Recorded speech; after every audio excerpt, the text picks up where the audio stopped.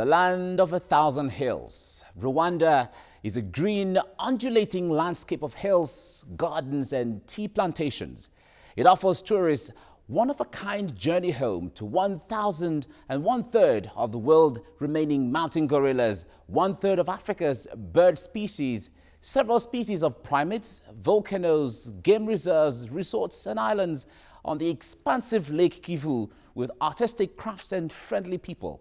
A window on Rwanda's history is provided by numerous memorial sites and museums preserved around the country. And this is credited to the fatal crisis that almost sank the country in 1994. Rwanda experienced Africa's worst genocide in modern times, and the country's recovery was marred by its intervention in the conflict in neighboring Democratic Republic of Congo. The UN International Criminal Tribunal for Rwanda has so far convicted 27 people for their involvement in the 1994 genocide. Hello and welcome to Africa Today. I am Mike Okwoche. What are your thoughts on the rapid growth of Rwanda 20 years after the genocide? Share your thoughts with us on Twitter at TVC Africa Today, or send an email to africatoday@tvcnews.tv. We'll take this report on Rwanda, and when we come back, we'll show you a chat with the Rwandan High Commissioner to Nigeria, Joseph Habineza, where we x-rayed the country from pre to post-genocide. Meanwhile, viewer discretion is advised, as the report you're about to watch contains disturbing images. Happy viewing.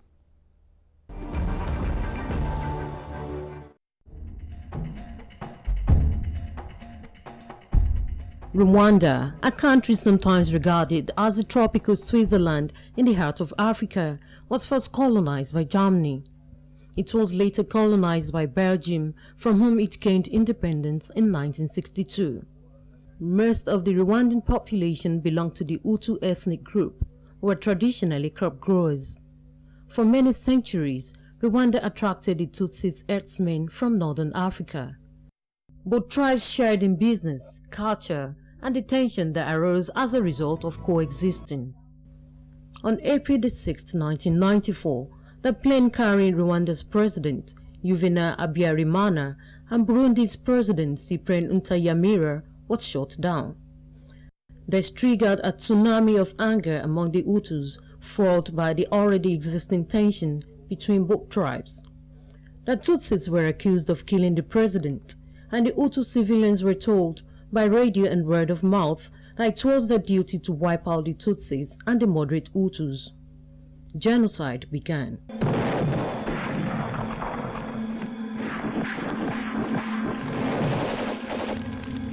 In the span of 100 days, about 1 million people were killed, resulting in a broken and devastated country. A genocide memorial is held every year, and in distress, many remember those they lost.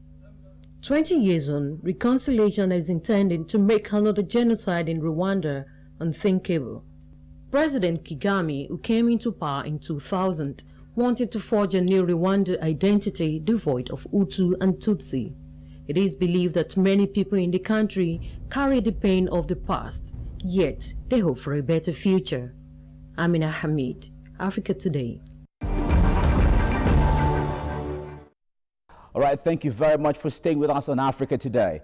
On today's episode, we'll be looking at Rwanda. That's our focal point today.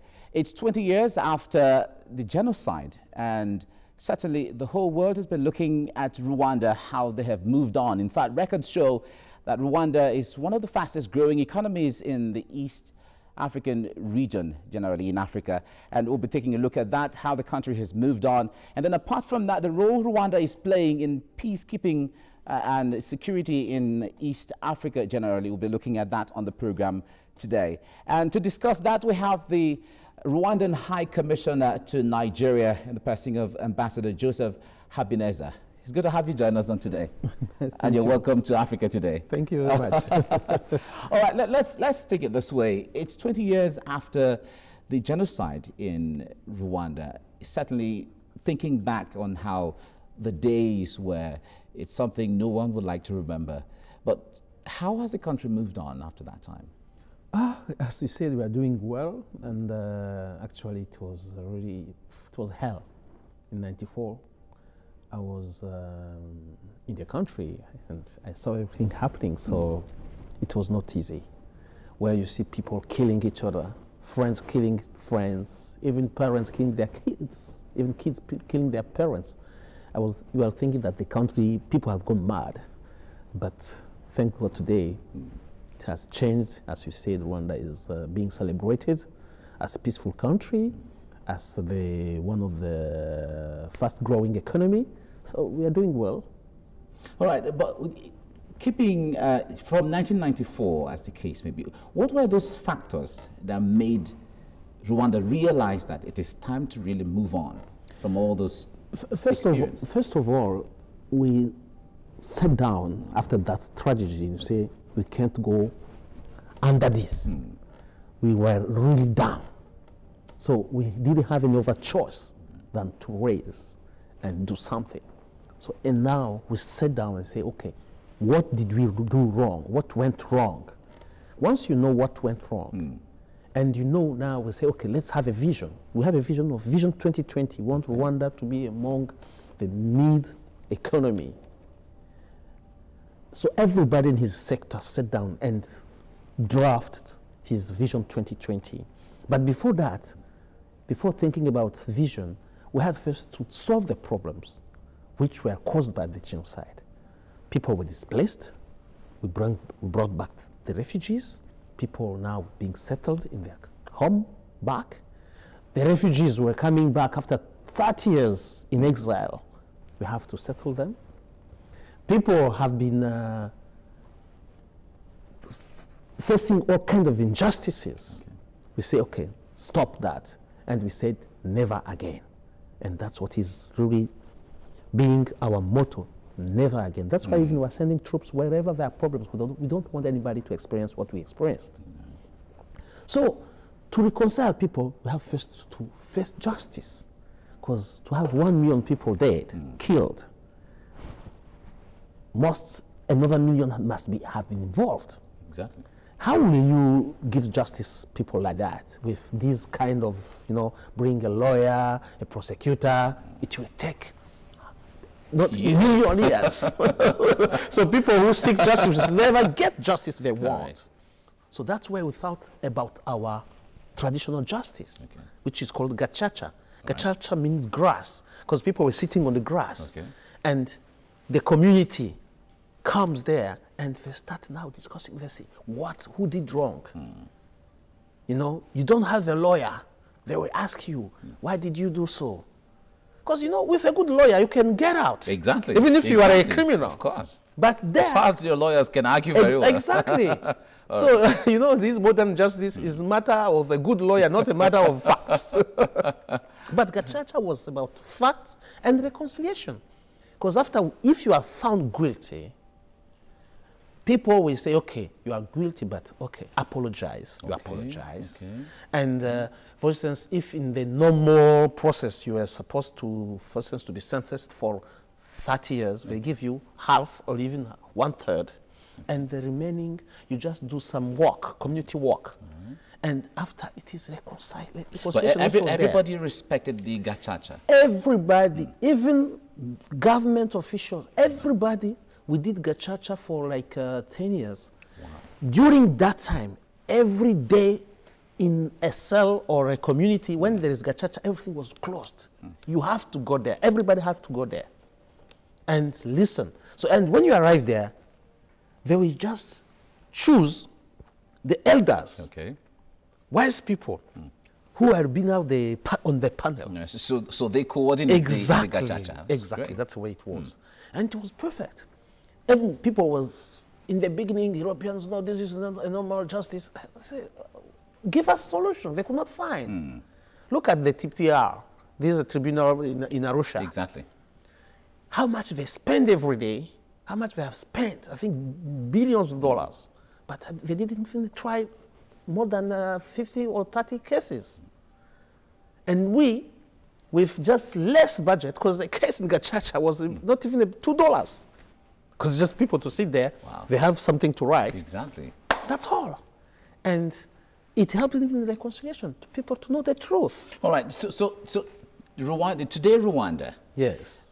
Are there any, because this is the 20th year anniversary, if I'll put it that way. Exactly. Are there any festivities or any kind of activity to mark the end of the genocide? Exactly. Back exactly. home?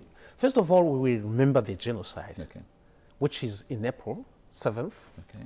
7th April, there will be, we have a whole week, morning week, which is every time we have it in the morning. Okay. But this year we started earlier, not morning, but discussing people, awareness, and discuss about how it came, Okay. how it was stopped, and after what's happening. That's why we have now, the theme of this year is remember, unite, renew. And the ceremonies started already in Kigali on 7th Okay. of January. They went to the memorial to put a flame. And that flame is going around the country, showing that we are united, that now we remember, but we are united. And as I said, we say that never again. Never again. We are fighting against the denial of the genocide. We are saying that we are reconciled, and we are saying that we can't accept that such a thing happen anywhere in the world. Never again.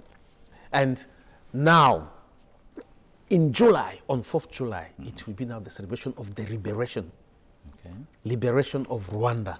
That's where this genocide was stopped, and there will be a big celebration. And we are thinking at many things, even to involve Nigerians, so that they are invited to Kigali to celebrate with us. No, that'll be great. We'll be looking forward to course, that kind of. we do that. Oh, that's nice. But however, let me ask you, at that time, at the time of the years of genocide, I presume you were in the country at that time. Yes.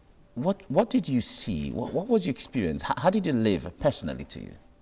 Look, me, I'm a lucky guy because I left the country 3 days before. I left the country on 3rd April. But it was just by circumstances. You know, I don't know. Sometimes people think about destiny. Maybe it was that. Because I was not a politician. Okay. Even I hated politics. But I was a sportsman and I liked sports. I played volleyball at national level. And you represented your country before? Exactly. And even I was in... then, after, you know, when I started working, no time and also the age. So I was in the federation. I was the vice president of the federation of volleyball. So, you know that from 90 to 94, there was a war between the former refugees, the refugees who were in Uganda and neighboring countries who want to come back to Rwanda, who were refused to enter, peacefully. So they will have no option to fight. They fought. Actually, the President Kagame was the head of that army.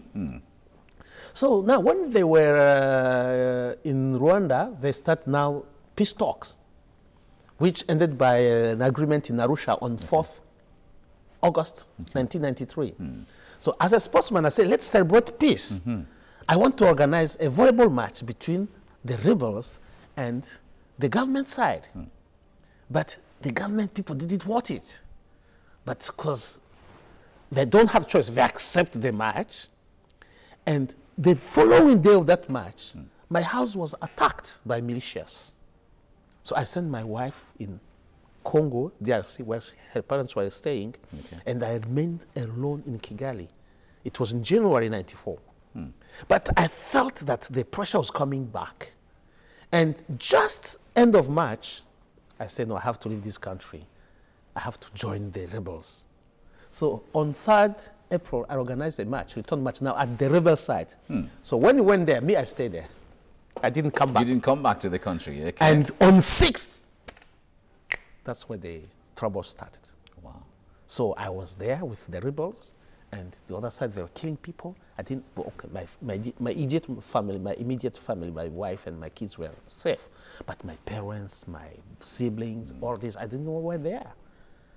So I went, I was there, and when we arrived in Kigali, I found, okay, every family in Rwanda was affected. So I found my brother-in-law, my uncle, my grandpa, and other lot of friends were killed. So the way it happened is that they were just putting roadblocks, and if they know that you are not for the government, or if they know that you are a Tutsi, killed immediately. In the beginning, they were killing politicians. Okay. After they continue with Tutsis, and even now at the end, they were just looking at your ID. Ask your ID. If you are not a Hutu, you are killed. Even some foreigners were killed. They were targeting Tutsi. If you are told, you must be a Tutsi, they kill you. It was terrible. So 3 months of killing, killing, industrial killing, if I can say so, and using machetes, using clubs. People were even buying. Those who have money say, please, let me buy a bullet to kill me with that, not cut me with machetes. So 1 million people died, because every day 10,000 people were killed. Everywhere, in churches, people, because usually, they're thinking that church will be safe, because the militias will be afraid to go and kill in the church. So they were going to hide in the church. So they call others, and when there are many, even the priest will be the one to kill. There is a church in Nyanje. It is in the western province in Rwanda. The priest brought a bulldozer to destroy a church where people were in. So they were buried alive by a priest. He has been sentenced, I think, for 25 years in Arusha. Can you imagine? 2,000 people, their life, you just get 25 years. I just saw on your news that somebody got 239 years. So that one should get 290 years in prison. Yes, that priest should get 1,000 years. For killing that much. For killing that much. At least 2,000 years. Yeah, exactly. Of course. Yes, it was terrible. It was terrible. Yeah. Well, we watched movies on the genocide in Rwanda. Yeah. There are several movies that depicted the scenario, and that watching the movie, we actually were touched at what happened at that time.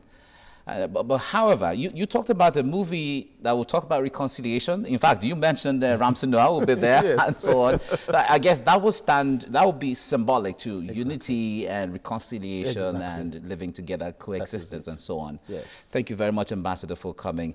But however, we've been talking to the Rwandan High Commissioner to Nigeria, Ambassador Joseph Habineza. We've been talking about the genocide in Rwanda. But however, it's 20 years now and the country has moved on. We'll take a short break now and the program returns shortly. Stay with us.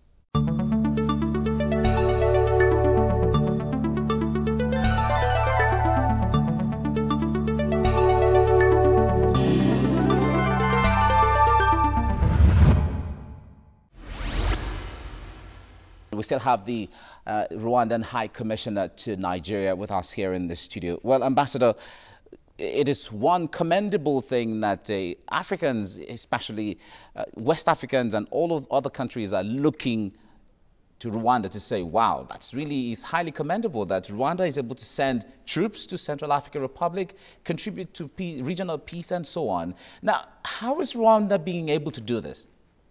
As I told you in our first program, after the genocide, we make a commitment, never again. Yeah. We never allow another genocide wherever we have or wherever we can do something to avoid that.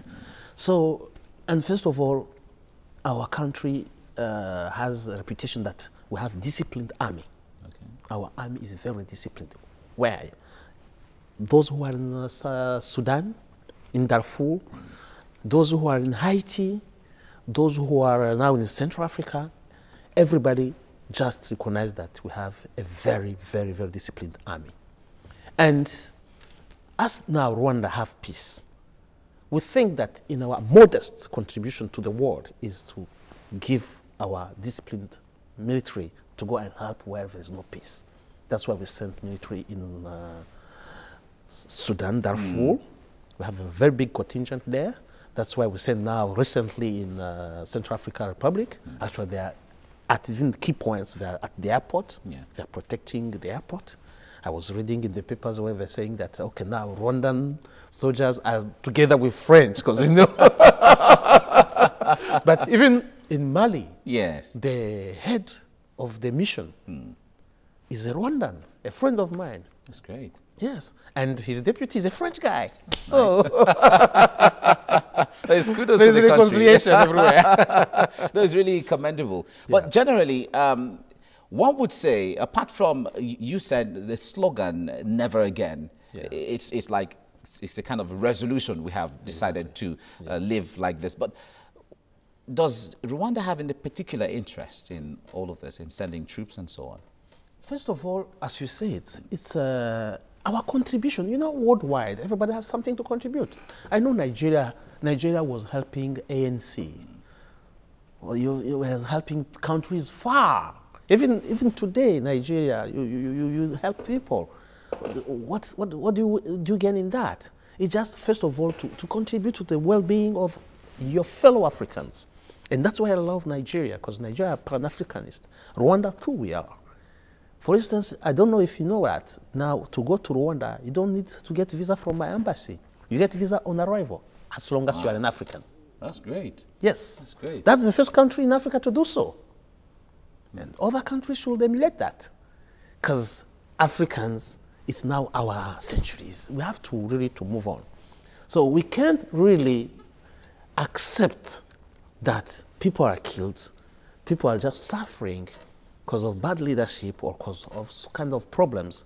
And if we can contribute to their peace, we are ready to do so. It's okay. Now, Rwanda, Kenya, and Uganda are planning to have a single tourist visa. It's already implemented since January 1st. It's really commendable. But let me ask, what's going to be the impact of that on the tourism in Rwanda specifically? For us, you know, a tourist, when you go somewhere, you want to have a good experience and to change. For instance, I can visit Nigeria and I want to go to Benin. I can't as a Rwandan, except if I'm a Nigerian, because then I will have this ECOWAS, exactly. let's say, passe or something like that. But it disturbs. If you come to Rwanda and you want just to cross, because in Rwanda we have these mountain gorillas, which also in Uganda they have, but it is at the it's at the border. Okay. You can say I want to go to Rwanda and also take an opportunity to go to safari in Kenya. Okay. So despite of going to 3 different embassies, whenever you go, any embassy you go, you pay $100 and you have the visa for the 3 countries, and the 3 countries we share the proceeds. Let's talk about the challenges facing President Paul Kagame. Now, so many people feel that he's trying to stamp his grip on power where he just wants to perpetrate himself. Why do people have that notion about him? Look, first of all, there is a problem we have in Africa. I can understand democracy is about alternance, to change everything. Periodic elections? Yes. No, elections we have. Election we have in Rwanda. We had the elections in 2003. Okay, for presidential it's after 7 years. But for MPs it's after 5 years. Okay. And for local government it's after 5 years. We have elections. But why people just are focusing on President Kagame? Me too, I wonder why. Because he still have his term till 2017. Why do you say that he's trying to seize power? Well, they feel that there are some persons who are very strong politically, who might be opponents, as the case may be, and he's trying to Who are very strong there? Who are very strong? When you say strong, strong how? Politically, maybe. Politically, people are strong and political in Rwanda. We know them. Oh, I see. They are there. And their time will arrive. But they have to let the president finish his term, and that the people will be the one to talk and to decide. Why nobody did mention, for instance, in Germany, Angela Merkel, how many terms has she done? Have you seen anybody saying that? How many terms? Is actually what I know is more than 2. Well, it has to do with what their constitution says and all of that. That is it. The constitution says something. But the constitution is made by people. That's true. Constitution is made by people. And if you want stability or if you want something, there is people. People will do always something for their advantage. We should not always think or feel that always have to be dictated from Washington or from London or from Paris or from Brussels what we have to do. We are Africans. We have our country. We know our problems and know how to solve them and how to deal with them. Because most of the problems were created by them. So how can they create problem here and after they come and say, solve them like this? Because sometimes I don't understand. So that's why I like this theme of Africa Today. How, for instance, you see that the problems of Central Africa will be solved in Paris, will be going to be discussed in Paris. Why? We have African Union. We are Africans here. We have brain. We have everything. We have all the tools. We can solve our problem ourselves. Well, it's okay, Ambassador. Well, we are gradually winding up on the program. But however, let me ask you this because Africans are still reacting to the fact that some are saying, well, we are going to keep up the support for gay rights. Others are saying, no, it's not the culture of Africans and so on. But what is the position of Rwanda to all of this? I think that one was a big debate. Actually, it was a debate when I was the Minister of Culture. Okay. So I was, if I talk about culture, actually that's what you say. In African culture, there's no gay. All right. In African culture, there's no gay. But if you want to be politically correct, you just, what we say in Rwanda, we don't want its promotion. Okay. We don't want any advert. The way you do your sex is your own. Close the door. Don't make any publicity. Because even if you are not even homosexual, even heterosexual, all right, it's not in the public. Okay. Something that we do in public. That's our position. So in African culture, a man has to have a wife. Exactly. Or even many wives. So why don't priests have wives? Is that right? Ambassador Joseph Habineza, thank you very much for coming on Africa Today. And that was the chat we had with the Rwandan High Commissioner to Nigeria, Joseph Habineza. Now, to his admirers, President Paul Kagame is an economic visionary, and to his critics, he's a despot and who tolerates no opposition. He has been praised by economists for striving to turn a land of subsistence farmers into a middle-income country by 2020. Now, with citizens' ideology of helping the country grow in every possible way, many expect Rwanda to achieve the Vision 2020 target. That's our show for today. Remember, you can watch previous editions of Africa Today online at www.youtube.com/TVC Africa Today. And you can also share your thoughts about the show. Until the next one, I am Okwoche. And don't forget, this is Africa. Bye for now.